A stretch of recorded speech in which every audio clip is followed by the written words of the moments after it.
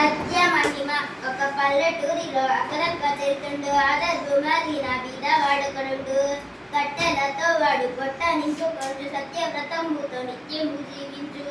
ఒకనాడు వాడడివి ఒక చెట్టు కొట్టుచో గొడ్డలి చేజారి పడ్డది నీటిలోన.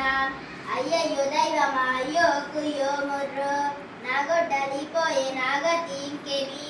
మా నాన్న వస్తాడు మాకేమో తెస్తాడు మరిగంచి పోస్తాడు మమ్ము బ్రతికిస్తాడు. అంచు తెన్నులు చూచి కనులొప్ప చెప్పేటి నా ముద్దు బిడ్డల మోమెట్లు కనుగొందు. ఉత్త చేతుల పోయి తత్తరం పెడిచిట్టు పిల్లల కడుపకి జల్లారు నెట్టగి. ఇయా తీనుబడి నేదిట్టు నది పడి కనివాని దీనత ఆ నది దేవత. చెన్నారు కరుణతో అన్న ఎంచు బిల్చి రంగారు వన్నెల బంగారు గొడ్డలి. చూపి నీదేమో చూడు మా ఎనుపల్కే విరుమిట్లు గొలుపుచు మెరిసెడి గొడ్డలి. తిలికించి అతడనే తల చేతులాడించి అది నాది కాదమ్మా అది నాది కాదు నాది కానిది నేను మది కోరానోయమ్మా. ఈ మొగంబులకేమి ఈ మిస్ని పసలేమి.